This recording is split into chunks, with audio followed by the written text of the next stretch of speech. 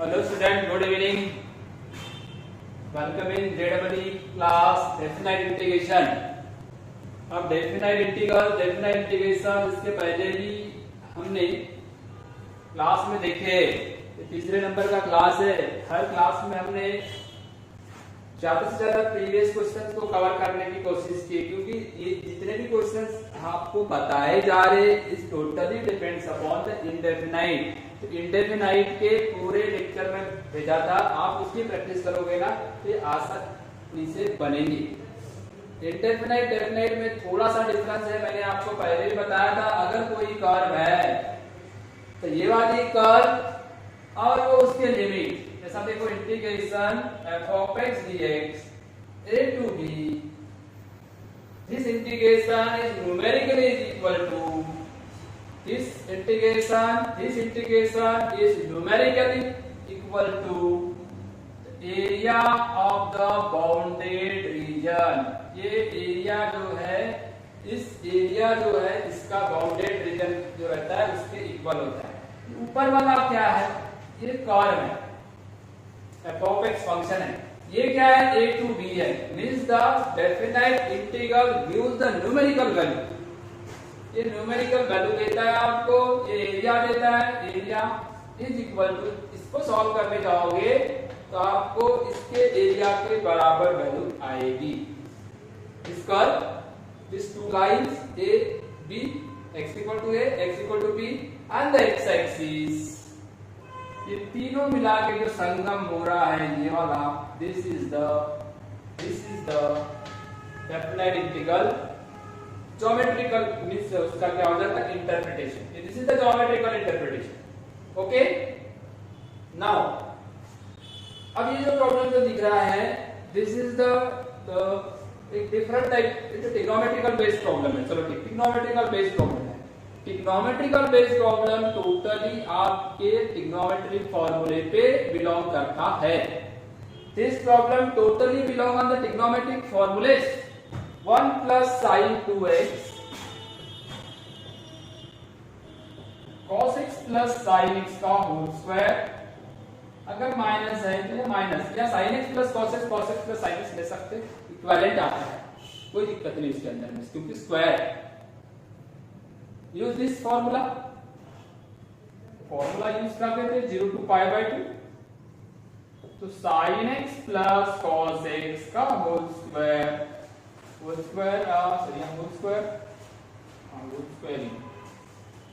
Under root के अंदर क्या आएगा, sin x plus cos x का होल स्क्वायर।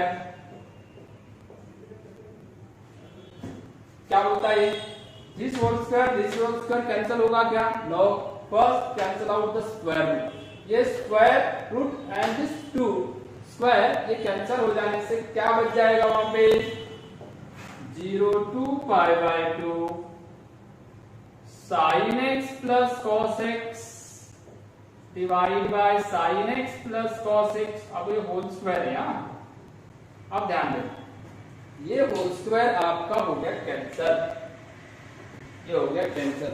मैंने आपको फर्स्ट लेक्चर में इस टाइप का प्रॉब्लम बताया था, ताकि आप इसको बार बार हैमर करो और अच्छे प्रॉब्लम की प्रैक्टिस करो। ठीक है, कैंसिल होने से आपके पास बचता क्या है, sin x plus cos x integration 0 to pi by 2 ds। अब इसको सॉल्व करना है, और इसको सॉल्व करने के बाद फिर मेरे को बताना सॉल्व कैसे करोगे। सिंपल, sin x किसकी डेरिवेटिव है, sin मतलब cos की डेरिवेटिव माइनस साइन, तो माइनस साइन तो है नहीं, इसलिए माइनस cos x आएगा। क्या आएगा, माइनस cos x।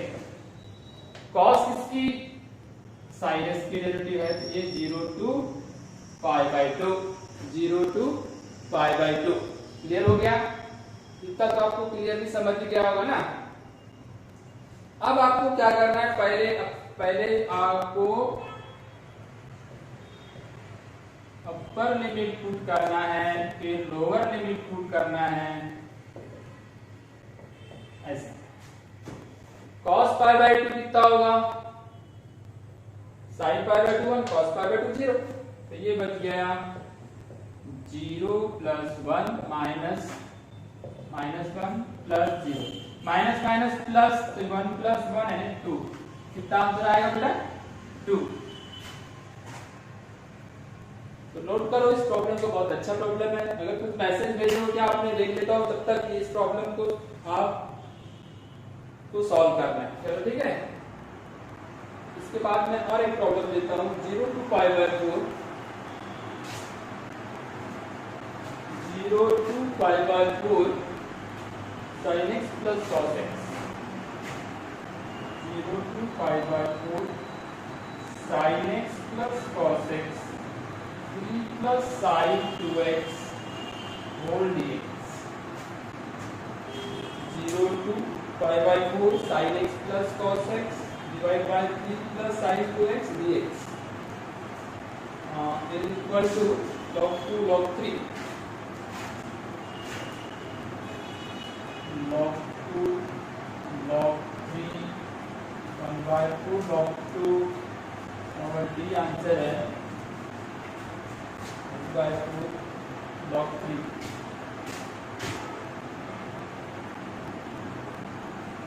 तो ट्राई इस क्वेश्चन को आप लिख लो और उसको ट्राई करके बताओ फटाफट और फिर आंसर भेजो बेटा, ठीक है। लिखता हूं मैं, आप लोग लिखकर उसको बनाते हैं।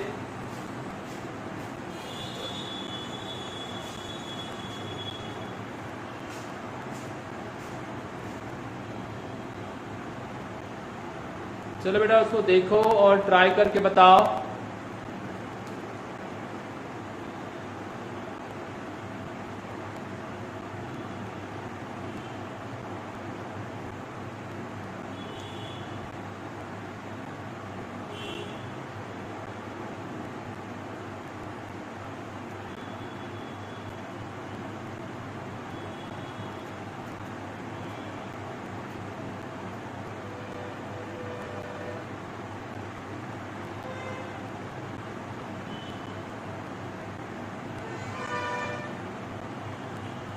जो स्क्रीन पे दिख रहा है बेटा फटाफट ट्राई करो। 0 to pi by 4 sin x plus cos x divided by 3 sin 2x dx। Answer है log 2 log 3 1 by 4 log 2 1 by 4 log 3। Fast solid.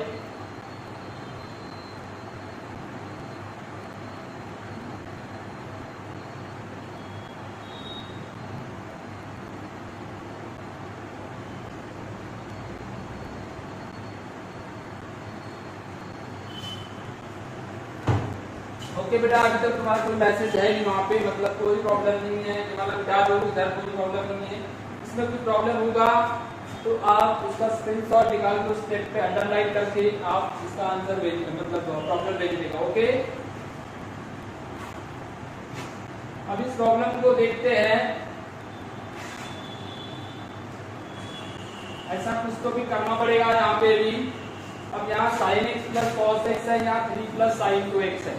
Okay, अब इससे प्रीवियस प्रॉब्लम में क्या था इधर देखो, 0 to pi by 2 था, 0 to pi by 2 sin x plus cos x divide by इन रूट, रूट के अंदर में था 3 plus sin 2x, 3 plus sin 2x। Okay, अब पहले प्रॉब्लम से इसको थोड़ा सा कंपेयर करके देखते हैं तो थोड़ा सा अलग है ना। ट्रिग्नोमेट्री में सबसे पहले आप उसके स्टैंडर्ड फॉर्मेशन का यूज करो and reduce in the standard फॉर्मूले। अगर बाय सब्स्टिट्यूशन हो, बाय सिंपल फॉर्मूले से। तो इसको देखते हैं तो यह आएगा sin x plus cos x। यहां देखो, अगर मैंने यहाँ पे ये जो दिख रहा है ना, यहाँ sin x और cos x, नीचे में sin x और cos x आ ही नहीं सकता। क्यों? कौन प्रॉब्लम दे रहा है यहाँ पे? 3। ये 3 के वजह से मैं उसको होल स्क्वायर नहीं कर सकता। तो फिर एक काम करता हूँ, 3 के जगह मैं 4 लिखता हूँ, या 3 के जगह कुछ 1 लिखता हूँ। 1 लिखूंगा तभी तो आएगा नहीं। तो मैं इसको लिख दिया 1 प्लस sin 2x। अब तो आएगा।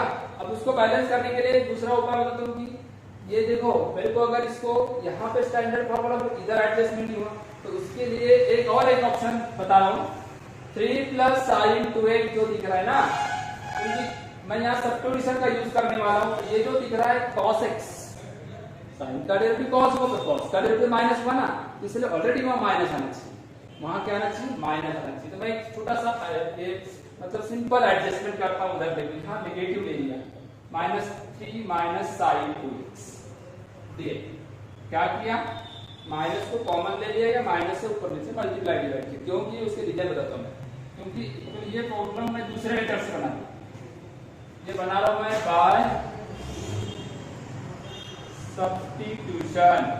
कैसे बना हुआ, सब्स्टिट्यूशन से। क्यों सब्स्टिट्यूशन किया, बाकी से क्यों नहीं बना, इसके ऊपर भी बात करते हैं। अब इसको फॉर्मूला बनाने के लिए मेरे को ऐसा करना पड़ेगा बेटा, ये माइनस साइन 2x को मैंने छेड़ा ही, छेड़ा किसको, -3 को, -3 को मैंने लिख दिया 1, this is the mathematical term. तो अब उसको बैलेंस करने के लिए मेरे को ये -4 लिखना पड़ेगा। अब देखो 1 - 4 मींस -3, 1 - 4 मींस -3, इसको तो कुछ चेंज किया ही नहीं।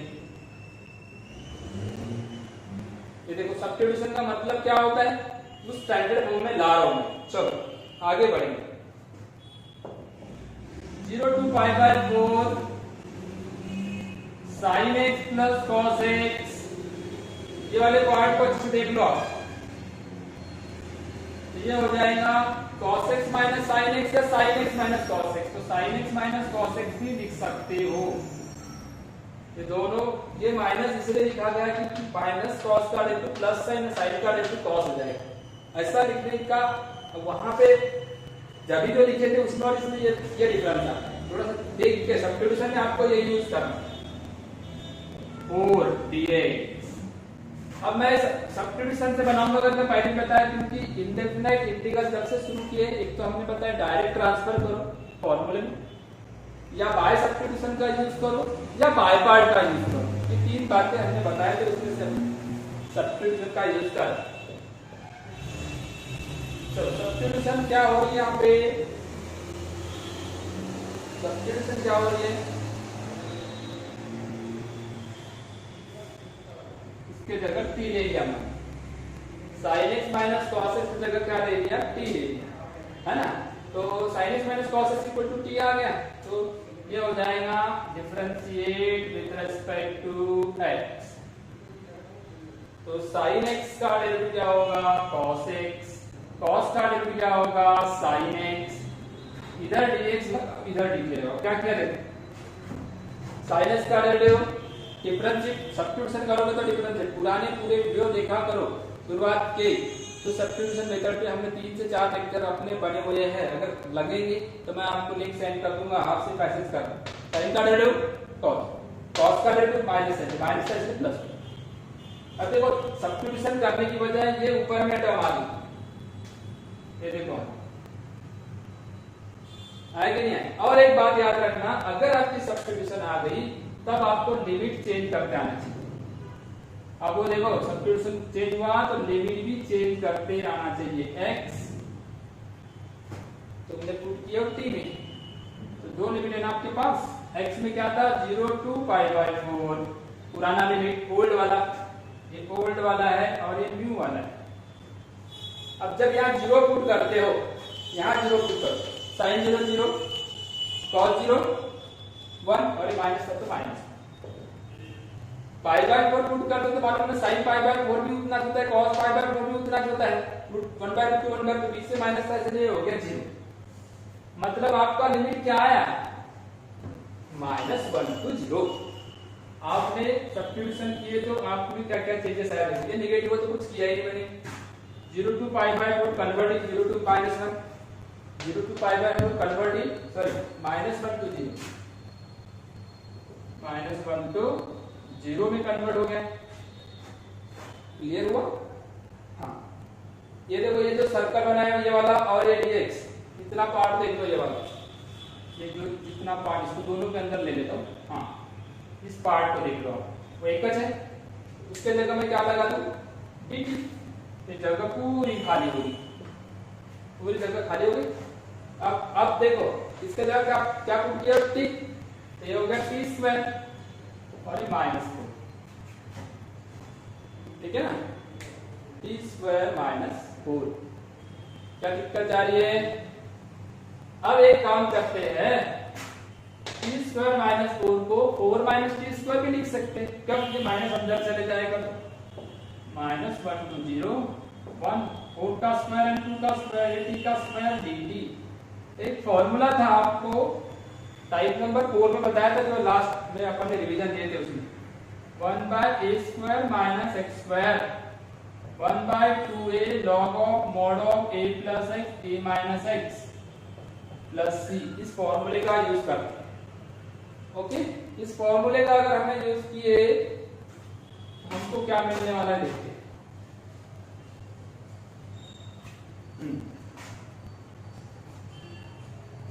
देखो क्या होने वाला है 1/2 2 का मतलब ये 2 रहेगा, a का मतलब इससे कंपेयर करो, a मतलब 2 तो ये आ जाएगा, पहले से तुम्हारा यहाँ नेगेटिव था कि हटा दिया 1/2a a मतलब 2 a की वैल्यू कितनी रख दिया 2, ठीक है ना। फिर आएगा log of mod of a plus t, a मतलब 2 है a minus T 2 plus T 2 minus, और ये जितना भी पार्ट है इसको आप लिमिट लगा दो -1 to 0 -1 to 0 1/4 दो ही ऑप्शन मिले, ये आ गया आपका 1/4। पहले 0 पुट करो तो ये 0 पुट करोगे तो क्या आएगा, तो 0 पुट करने से क्या बचेगा, ये भी 0 ये भी 0, मतलब आपके पास बच गया 2 प्लस 0 2 माइनस 0 फिर माइनस लॉग क्या आ जाएगा, फिर -1 को पुट करो 2 माइनस 1 2 प्लस 1 2 प्लस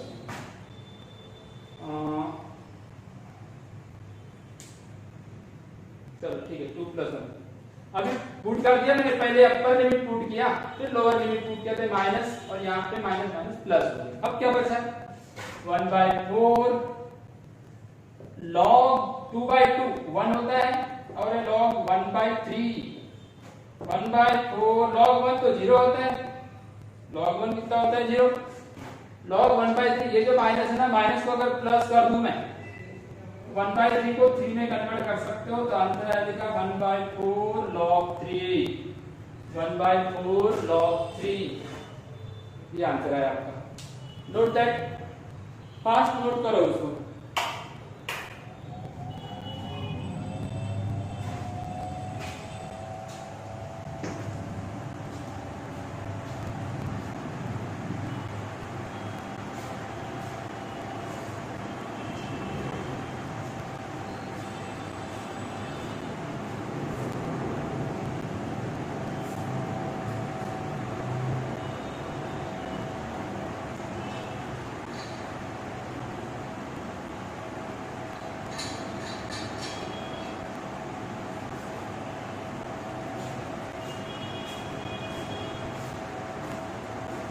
हाँ बेटा देखो, कुछ अगर डिफिकल्टी हो तो भेज दो फटाक से।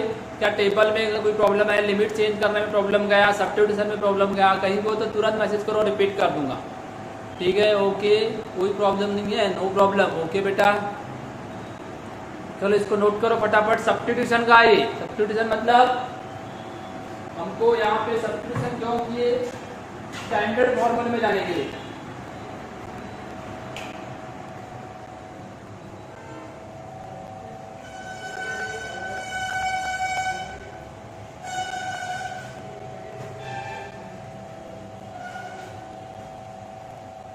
चलो एक प्रॉब्लम देता हूं आपको, फटाफट इसको भी बात करो, भेजो जिसको जितने जल्दी आ सकता है। I1 if I1 equal to 0 to 5/4 no sorry 0 to नहीं है, E2 E square E2 E square dx by log x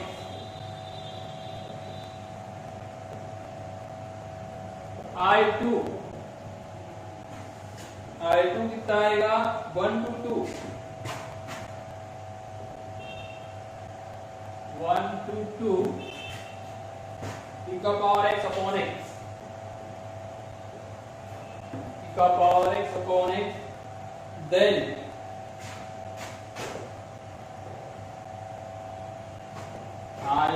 equal to I2, 2I1 equal to I2, I1 equal to 2I2 और ये D है इनमें से कोई none of this. ठीक है ना?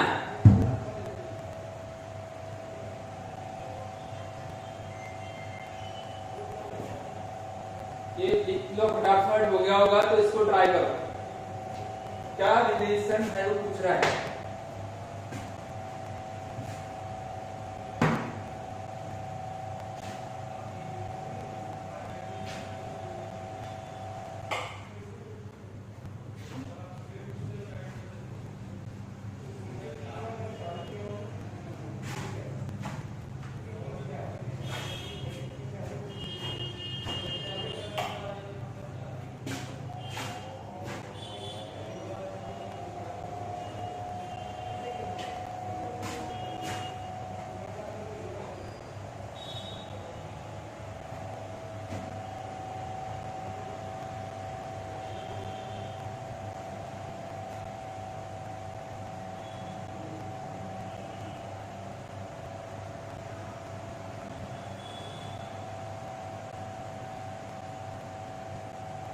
चलो इसमें I1 और I2 को आपको करना क्या है, पहले अंडरस्टूड कर लो कि इस प्रॉब्लम में मेरे को करना क्या है। मेरे को दिया है I1 और मेरे को दिया है I2। बताना कि दोनों इक्वल है, कि दोनों में क्या प्रॉब्लम है। e2 और दूसरे का है 1 to 2। इधर देखिए I1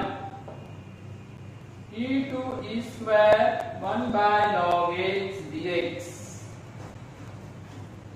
1 by log x है, log x का तो इंटीग्रेशन में फॉर्मूला ही नहीं। 1 by log x आंसर आ जाएगा, है ना। एक तो इसको क्या करना पड़ेगा, बाय पार्ट से बनाना पड़ेगा। बेटर है कि पहले इसको सब्स्टिट्यूशन कर लेते। तो log x की जगह अगर मैंने t ले लिया, अभी हमारा टॉपिक सब्स्टिट्यूशन का, तो log x की जगह मैंने t ले लिया, तो बेस में क्या है t, तो ये बन जाएगा e का पावर t। e का पावर t इक्वल टू क्या बन गया, x। चेंज कर दिया मैंने log 2 एक्सपोनेंशियल, तो ये हालत बन गई। तो अब इसको डिफरेंशिएट भी करना पड़ता है ना विथ रिस्पेक्ट टू x। तो log x का क्या बनेगा फिर 1 by x डेरिवेटिव dt, ये x इधर गया x dt। अब ये बताओ मेरे को, dx का जगह x dt पुट नहीं कर सकता हूं, क्योंकि इधर x में है तो उधर पूरे t में होना। तो x को t में बदलने के लिए x की जगह क्या लिखूंगा, e का पावर t। तो dx इक्वल टू e का पावर t dt।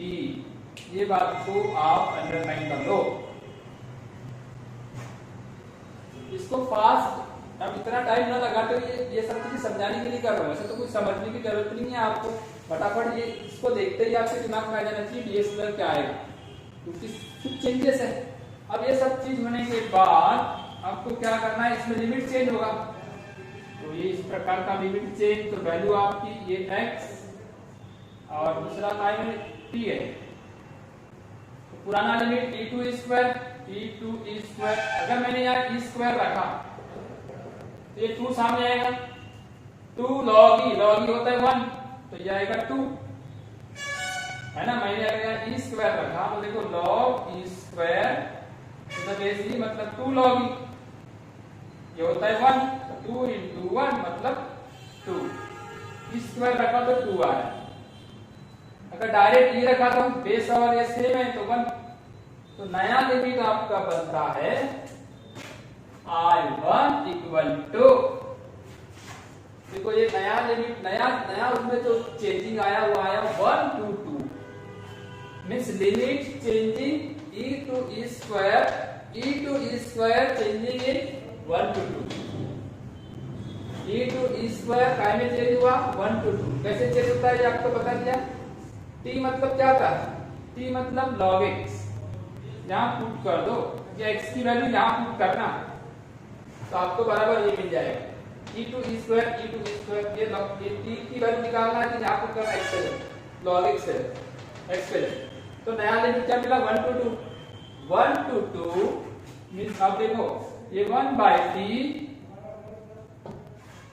और dx कितना है et dt। अब देख लो ये अगर आपको सही ढंग से समझ जाए तो आप जेडबल के क्वेश्चन 100% बनाओगे। 4 to 5 क्वेश्चन इन टॉपिकों से निकलने वाले, 4 से 5 क्वेश्चन आपको सिंगल चैप्टर अगर दे रहा है तो ये बहुत बड़ी बात होगी। इसके अंदर में ग्रुपिंग है 2-3 चैप्टर के अलग ही, मगर अगर इसके क्वेश्चन बन गए तो आप समझ लेना तय गए। 1/t e का पावर t, इसको देख लो थोड़ा एंड ऐसा चलो, इसको थोड़ा सा ऐसा देखो 1 to 2 e का पावर t dt। इधर देखो ये x में है ये t में है, ये वेरिएबल चेंज हो गए मतलब उसके अंदर के कैरेक्टर चेंज होने वाला नहीं है। हर दिन शर्ट बदलने से मैं कोई बदले से कोई और कोई दूसरे व्यक्ति नहीं बनने वाला हूँ, है ना। ओके, आपको सिर्फ कपड़े बदले हुए, इसके इधर देख लो वेरिएबल बदला हुआ है, तो इसका मतलब ये हुआ कि ये और ये इसमें कोई चेंजेस नहीं हुआ। इसका मतलब ये हुआ 1 to 2 e का पावर x dx, ये I2 हुआ, मतलब I1 और I2 एक है, I1 और I2 एक ही है। नोट दैट, नोट करो। और यहाँ कोई दिक्कत होगी तो भेजो। देखो मैं स्टार लगा देता हूँ, star number 1, star number 2, star number 3 और स्टार नंबर 4। कहाँ प्रॉब्लम है देख लो, कौन से स्टार में प्रॉब्लम है बता दो।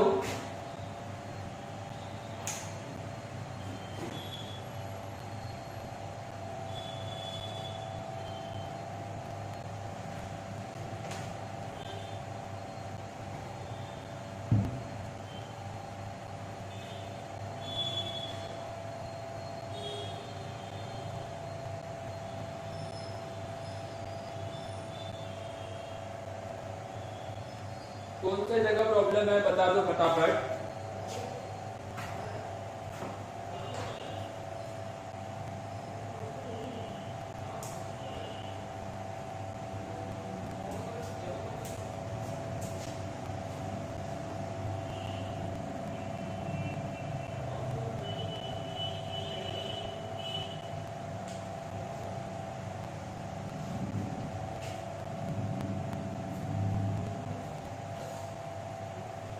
हाँ बेटा देखो कुछ प्रॉब्लम है क्या, क्या भेजे हो। हाँ थर्ड स्टार में कुछ नहीं, मैंने क्या किया हूँ थर्ड स्टार में तो सिर्फ लिमिट चेंज किया हूँ, और पूरे dx के जगह चेंज कर दिया और log s के जगह चेंज कर दिया, यानी सब्स्टिट्यूशन का पूरा वहां पे मैंने यूज किया हूँ, है ना। ओके ठीक है बेटा, ये सब चेंज हुए, यहाँ सब चेंज हुए।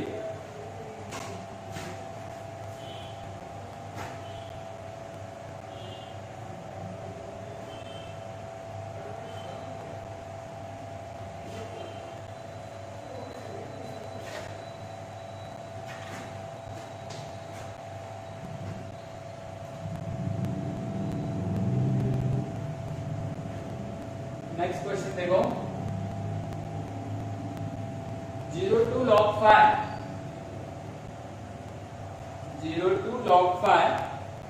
e to the power x under root e to the power x minus 1 divided by e to the power x plus 3।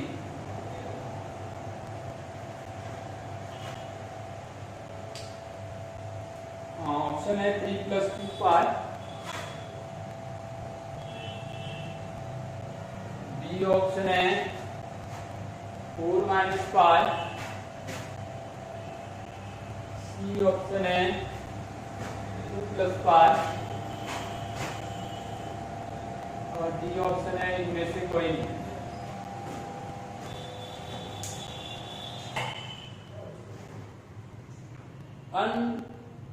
Group standard form में अगर कुछ है, सब ग्रुपिंग स्टैंडर्ड फॉर्म में दिख रहा है यहाँ पे, ये कहीं ना कहीं e का पावर एक्सक्लूड करने से का पावर ऐसा तो उसकी सब्स्टिट्यूशन है, उसको सही ढंग से पढ़ना है। सब्स्टिट्यूशन आपका अंडरस्टैंडिंग सही होना चाहिए। सब्स्टिट्यूशन किस बेस पे होती है, वहां उसका डेरिवेटिव अवेलेबल रहना चाहिए। तो आप उसको सॉल्व कर सकते हो। ठीक है, रूट लगा हुआ है बेटा, रूट से बाहर आना जरूरी है। रूट से बाहर कैसे आते तो स्क्वायर से, यानी स्क्वायर से रूट से बाहर आते हैं। हमको रूट से बाहर आना है तो वहां स्क्वायर आजमाना पड़ेगा। ठीक है, एकदम सिंपल है, कहीं फंसने का नहीं। और एक फंसते कहां पे है, सब्स्टिट्यूशन करने के बाद लिमिट चेंज बराबर नहीं करते। तो दो तीन तरीके से देखो इसको कैसे बनाता हूं मैं। एक बेटा सीधे सब्स्टिट्यूशन की तरफ बढ़ते हैं। अब ये रूट से बाहर आने का रास्ता क्या है? रूट से बाहर आने का रास्ता एक ही है कि हमारे पास रूट वाली टर्म के जगह, रूट के जगह कोई तो भी ऐसा टी ले लिया तो रूट से बाहर थोड़े ना आ ही नहीं सकते, तो हमको टी स्क्वायर करना पड़ेगा रूट से बाहर आना। तो ए का पावर एक्स इक्वल टू क्या हो जाएगा, तो फिर 1 plus T square, 1 plus T square, तो उधर मैंने ले गया। अच्छा, अब इधर देखते हैं 0 टू, अच्छा इधर देखो, यहाँ पर फिर से मैंने बताया ना आपको डिफरेंशिएट कर लो पहले। अब सब्स्टिट्यूशन करने के बाद तो डिफरेंशिएट तो करना पड़ेगा ना। चलो डी का पावर एक्स का डी का power x dx equal to twice T dt। कैसा हुआ, डी का पावर एक्स 1 का डेल 0, डी का power x twice T dt। D का पावर एक्स dx पे तो दिख रहा है आपको, दिख रहा है ना आपको। इसके जगह मैं ट्वाइस dt लिख दूंगा, ट्वाइस टी dt। और इसको मैं चेंज कर देता हूं, तो क्या क्या चेंज होता है, चेंज करते समय इसका भी ध्यान रखा जाएगा। चेंज लिमिट x और t, ये ओल्ड है और ये न्यू है। कैसे चेंज होता है देखो, ओल्ड वाले में ब्लैक में लिखता हूं। ओल्ड वाला क्या क्या है, ओल्ड वाला 0 टू log 5, 0 टू log 5 है ना, 0 टू log 5। t यानी क्या फॉर्मूला है बता दो, न्यू t यानी टी स्क्वायर में, तो t में क्या आएगा, आपको टी स्क्वायर दिखा रहे हैं। चलो ये t में लिखना पड़ेगा, हमको तो निकालना टी स्क्वायर, तो T square equal to e का पावर x माइनस 1। तो ये 0 रहेगा, e का पावर 0 माइनस 1, e का पावर 0 भी कितना होता है, 1 माइनस 1 0। ये इसकी लाइन है, ये आपका आया 0, यहाँ लिख दूंगा मैं t का आया 0, टी स्क्वायर 0 मतलब टी 0। दूसरे इसमें क्या आ रहा है देखो, T square equal to e का पावर log 5 माइनस 1। ओके, यहाँ log 5 है, यहाँ बेस दिया, एक log का फॉर्मूला देख लो, बचेगा 5 माइनस 1 मतलब T square equal to 4, T equal to 2, T equal to plus minus 2 भी ले सकते हैं, पर अभी फिलहाल देखो यहाँ पे आ गया 2, 0 टू 2। अगर मैंने डेरिवेटिव लिया, इधर देखो लॉगरिथम में मैक्सिमम पॉजिटिव लाइन में चलना है आपको, तो टी स्क्वायर की वैल्यू कितनी आ गई 4, मेरे को टी की वैल्यू कितनी, तो नया लिमिट क्या हो गया 0 टू 2, नया लिमिट आपका बन गया 0 टू 2।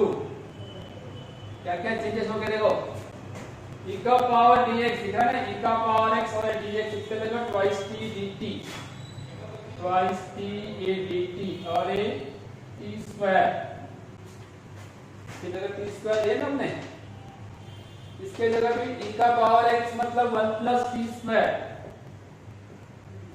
1 प्लस t, e का पावर दे क्या कि 1 प्लस t स्क्वायर प्लस 3। अब सोचिए क्या हो, अब क्या होने वाला है 0 टू 2, ये t आएगा बाहर तो twice T square plus 4 dt।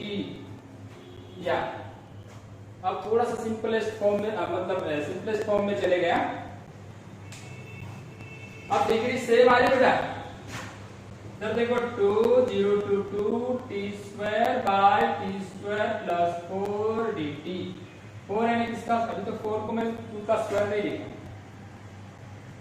Degree same हो रही है नहीं हो रही है, डिग्री सेम हो रही है नहीं हो रही, देख लो डिग्री सेम हो रही है, मतलब आपको एक्चुअल डिवीजन मेथड से करना पड़ेगा इसको। डिवीजन मेथड यानी सादे डिवीजन से भी कर सकते हो, ऐसा जरूरी नहीं कि डिवाइडेड लगाना चाहिए। मैं ऐसा लिखता हूं टी स्क्वायर, ये टी स्क्वायर दिख रहा है ना, टी स्क्वायर प्लस 4 -4। तो इसको 4 ही कर दो। जितना डिनोमिनेटर में उतना बना दिया, प्लस माइनस कर दिया। ऐसा क्यों किया? क्योंकि स्टैंडर्ड फॉर्मूले में जाना है, डिग्री सेम है, तो आप डिवाइड मेथड से करो या ऐसे इस प्रकार का बैलेंसिंग करो dt। अब आपका प्रॉब्लम क्या हो गया? 0 to 2, इसको डिवाइड करोगे तो 1 - 4/t² + 4 dt। ठीक है ना? क्या दिक्कत हो रही है यहाँ पे? अब आपके डायरेक्ट फॉर्मूले की तरफ चलेंगे। यह आ गया 2 0 to 2 1 dt, एक पार्ट हो गया है ना। तो उसको पहले नोट, कितना नोट कर लो, इधर का मिटा रहा हो क्योंकि उधर बढ़ेगा नहीं। ये वाला फास्ट नोट करो जल्दी, या तो फिर स्क्रीनशॉट लगा लो।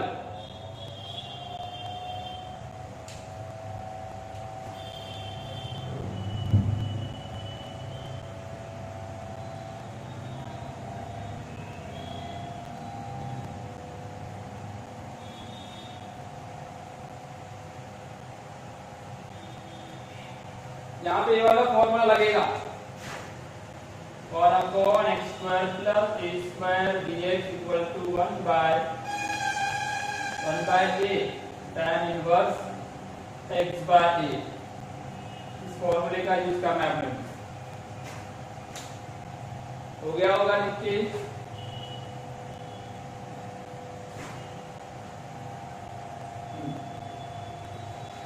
चलो, तो उसके दो पार्ट में लिख दिया था वहां पे। फर्स्ट है 0 to 2 1 dt माइनस, या एक काम करते हैं 2 को बाहर ही रखते हैं, और वो वाला बन जाएगा -4 0 to 2 1/t² + 4। ऐसा है ना? इतना तो क्लियर हो गया।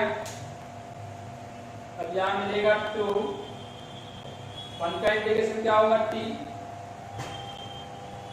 0 to 2 -4 1/a यानी 1/2, 2 का स्क्वायर है ना, tan इनवर्स t/2 x/a वाला फॉर्मूला लगाएं। 0 to 2,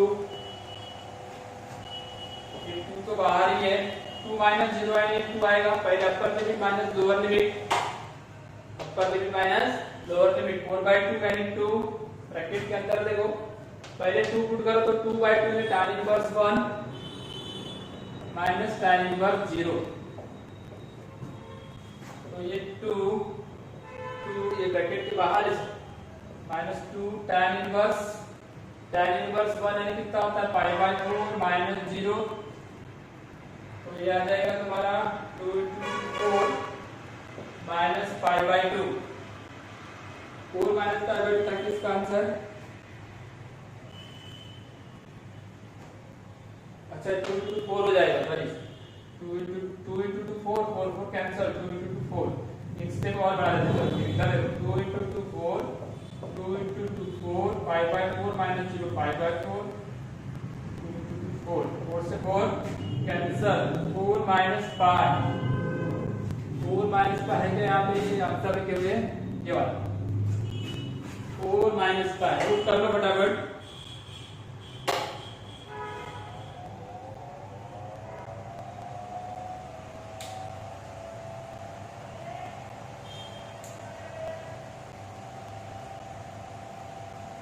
एक होमवर्क दे रहा हूं मैं। 0 to 2 π 0 to 2 π e का पावर x/2 e का power x/2 sin x/2 plus π/4 dx।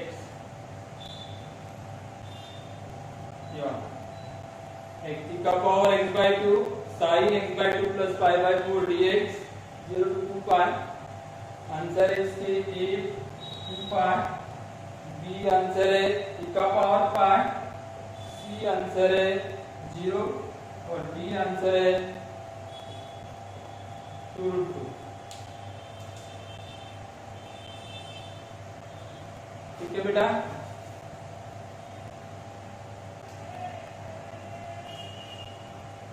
चलो नोट कर लो यहाँ पे क्या दिक्कत है, एक बार मैं मैसेज को रीड कर लेता हूँ फिर क्लास को क्लोज करता हूँ।